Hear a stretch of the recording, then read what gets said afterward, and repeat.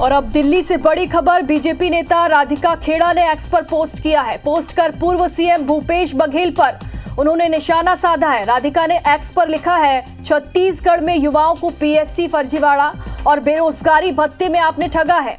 महिलाओं को 500 रुपए देने का वादा करके नहीं दे पाए। महिलाओं का सम्मान आपकी पार्टी कितना करती है, इसका उदाहरण तो मैं ही हूं। आगे उन्होंने ये भी कहा कि कका रायबरेली की भोली भाली जनता को बहकाने की कोशिश ना करें। तो राधिका खेड़ा ने जब से कांग्रेस छोड़ी है तब से ही कांग्रेस पर हमलावर रही हैं और इससे पहले ही उन्होंने भूपेश बघेल पर कई आरोप लगाए थे। कहा था कि उन्होंने छत्तीसगढ़ छोड़ने की बात तक भूपेश बघेल ने कही थी और अब ये आरोप उन्होंने फिर से लगाया है। एक्स पर पोस्ट कर उन्होंने लिखा है कि कका रायबरेली की भोली भाली जनता को बहकाने की कोशिश आप ना करें। इस वक्त आपको एक्स पर किया गया पोस्ट भी दिखा रहे हैं। महिलाओं को 500 रुपए देने का वादा तो किया लेकिन 500 रुपए नहीं दिए। देखिए राधिका का बघेल पर जो निशाना उन्होंने साधा है, ये इस वक्त आपको दिखा रहे हैं। क्या क्या उन्होंने एक्स पर पोस्ट करके लिखा है, एक तरीके से देखा जाए तो अपनी जो भड़ास है पूरी अपने पोस्ट में उन्होंने निकाली है। महिलाओं को 500 रुपए देने का वादा करके नहीं दिया। महिलाओं का सम्मान आपकी पार्टी कितना करती है, इसका उदाहरण तो मैं ही हूं। और हमारे साथ बीजेपी नेता अमित साहू जुड़ गए हैं। राधिका खेड़ा के पोस्ट पर क्या कहना चाहेंगे आप? देखिए, राधिका खेड़ा जी ने बहुत सही बात की है, क्योंकि राधिका खेड़ा जी भुक्तभोगी हैं इस कांग्रेस के शासनकाल का। और कांग्रेस में रहकर उन्होंने जो अपने आप को महिला के समान जो बेइज्जती सहन की है, जो अपमान सहा है और कांग्रेस किस प्रकार से इज्जत करती है महिलाओं की, वो ताजा उदाहरण उन्होंने अपने ऊपर अपने आप को दर्शाते हुए कहा है। और साथ ही साथ ट्वीट किया, सही ट्वीट किया है कि 500 रुपए देने का वादा किया था मुख्यमंत्री भूपेश बघेल ने। दारूबंदी का, शराबबंदी हम करेंगे ये वादा किया था महिलाओं से, वो तक नहीं किया। और आज किस अधिकार से वो महिला अधिकार की बात करते हैं वहां रायबरेली में जाकर? क्यों? जो छत्तीसगढ़ में उनका झूठ नहीं चला तो रायबरेली में कैसा चलेगा? बिल्कुल इन्होंने सही कहा है। रायबरेली की भोली वाली जनता जो है अब इनके बहकावे में आने वाली नहीं है। ये जितना भी कुछ कर ले, चाहे ये युवाओं की बात करें तो पीएससी का फर्जीवाड़ा इन्होंने इतना बड़ा किया जिसकी अब सीबीआई जांच कर रही है छत्तीसगढ़ की पीएससी के घोटाले की। बेरोजगारी भत्ते के मामले में मैं जब युवा मोर्चा अध्यक्ष था तो मैंने ही सबसे बड़ा आंदोलन किया था युवाओं के अधिकार के लिए, बेरोजगारी भत्ता के लिए। इन्होंने नौजवानों से वादा किया था 2500 रुपए मासिक बेरोजगारी भत्ता देंगे, मगर नहीं दिया। 4.5 साल तक तमाम युवाओं को रुलाया और अंतिम में 70,000 युवाओं को दिया, वो भी इनके युवा कांग्रेस के जो कार्यकर्ता थे। रायबरेली और अमेठी, क्योंकि गांधी परिवार जहां से हमेशा से एमपी रहे, वो दिल्ली को टक्कर देना चाहिए। और आज भी कितना पीछे है रायबरेली और अमेठी, क्योंकि यहां का विकास उन्होंने होने नहीं दिया। वो हमेशा चाहते थे कि रायबरेली की जनता और अमेठी की जनता उनके पैरों में बैठी रहे और उनसे भीख मांगते रहे, एडमिशन के लिए भीख मांगते रहे, विकास के लिए भीख मांगते रहे, सड़कों के लिए भीख मांगते रहे, हॉस्पिटल के लिए। लेकिन लगातार सबसे ज्यादा अन्याय और सबसे ज्यादा सौतेलापन अगर गांधी परिवार और कांग्रेस पार्टी ने किया है तो वो रायबरेली और अमेठी के साथ किया है। अमेठी ने तो जवाब दे दिया, जिसके चलते राहुल गांधी भगोड़े बन गए और अब उसी भगोड़े को दोबारा भगाने का काम रायबरेली करेगी। और उत्तर प्रदेश से अब की बार गांधी परिवार साफ हो जाएगा और कांग्रेस पार्टी साफ हो जाएगी, क्योंकि जनता ने यहां पे देख लिया है और विश्वास उनको सिर्फ मोदी जी की गारंटी में है। बार बार अपनी उसमें सभाओं में ये भी वो प्रचार कर रही हैं कि प्रधानमंत्री झूठ बोलते हैं, प्रधानमंत्री रोजगार की बात नहीं करते, प्रधानमंत्री कांग्रेस पे ही बात करते हैं, मैनिफेस्टो कांग्रेस का गिनाए जा रहे हैं। और स्मृति ईरानी के लिए नाम नहीं लेती, लेकिन यही कहती है सांसद का मकसद सिर्फ अमेठी में राहुल गांधी को हराना था। कोई अमेठी की जनता से रिश्ता नहीं है, रिश्ता है तो गांधी परिवार का है और पीढ़ियों से रिश्ता। देखिए, पीढ़ियों से रिश्ता होता तो जैसा मैंने कहा रायबरेली और अमेठी आज दिल्ली से बेहतर होता अगर रिश्ते को बराबर से वो निभाते। रिश्ता हमेशा रायबरेली और अमेठी ने निभाया, लेकिन सौतेला व्यवहार सोनिया गांधी जी, राहुल गांधी जी और उससे पहले उनकी सभी पीढ़ियों ने किया।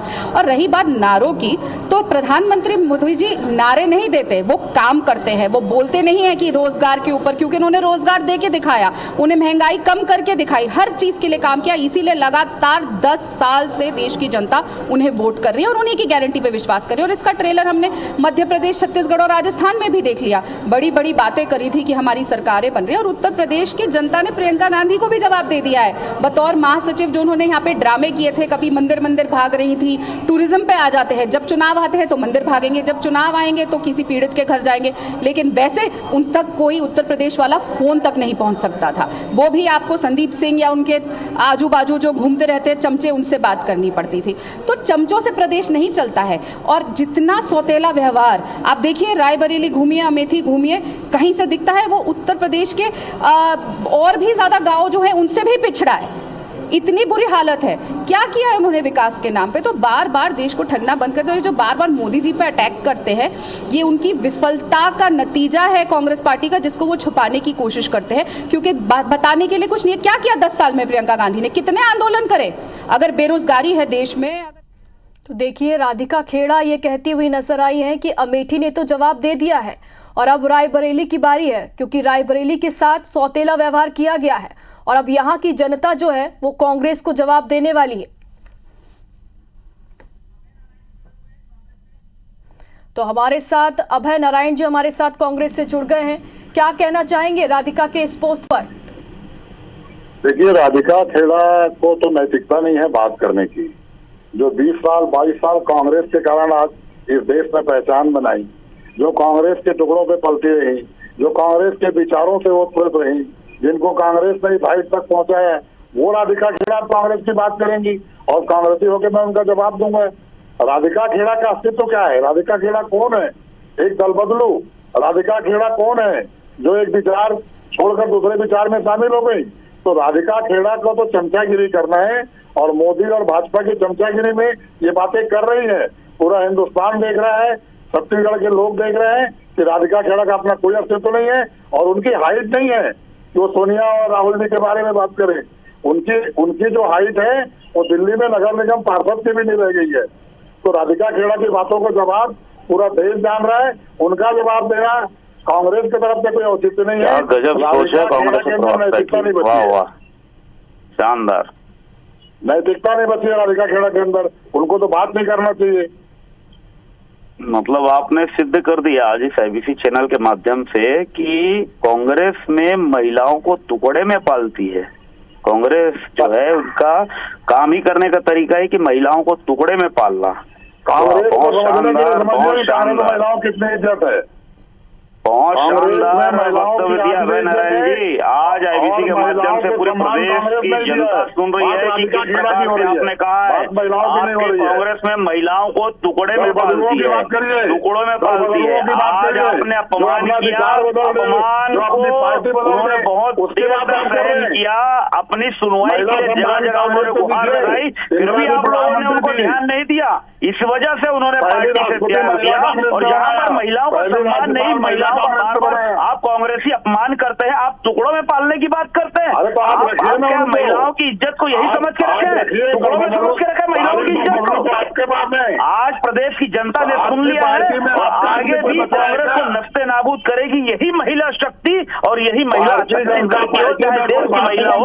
आज आपके वक्तव्य समझ में आ गया कि आप महिलाओं का इतना ही अहमियत आप अपनी पार्टी में रखते हैं कि उनको टुकड़ों में पालने का काम करते हैं। बहुत शानदार अभय नारायण जी, ये कांग्रेस का चाल और चरित्र दर्शाता है। कांग्रेस की चरित्र जो है आज आपके मुख से सामने आई है। इसी वजह से राधिका खेड़ा ने आज कांग्रेस पार्टी से त्याग देकर भारतीय जनता पार्टी में जुड़ा है, क्योंकि उनको मालूम है भारतीय जनता पार्टी महिलाओं का कितना सम्मान करती है और महिलाओं को माता तुल्य के रूप में पूजती है। ये महिलाओं का सम्मान पाने के लिए राधिका खेड़ा आज बीजेपी में आई है। और आपने बता दिया ना टुकड़ों में पालते हैं, वो बहुत सही बात है। आज आपने मुख से भी स्वीकार किया, यही बात राधिका खेड़ा भी कहती थी और आज इसीलिए वो भारतीय जनता पार्टी की नेत्री बनी है। और आप सबका जो चाल चरित्र चाह रहे हैं उसको उजागर करने का काम करिए अभय नारायण जी। और भूपेश बघेल और आपके जितने तमाम बड़े कांग्रेसी नेता है ना, सबका चाल चरित्र और चेहरा सामने आ गया है। छत्तीसगढ़ समेत पूरी भारत की जनता देख रही है, सुन रही है और समझ रही है। और आने वाले समय में कांग्रेस को ही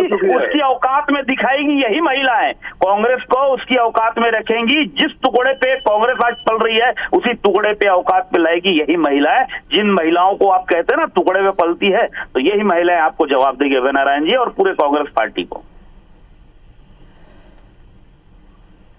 तो बिल्कुल जिस तरीके से राधिका खेड़ा ने पोस्ट किया उस पर आप दोनों ने अपनी प्रतिक्रिया दी। बहुत बहुत शुक्रिया हमारे साथ जुड़ने के लिए और अपनी प्रतिक्रिया हमें देने के लिए।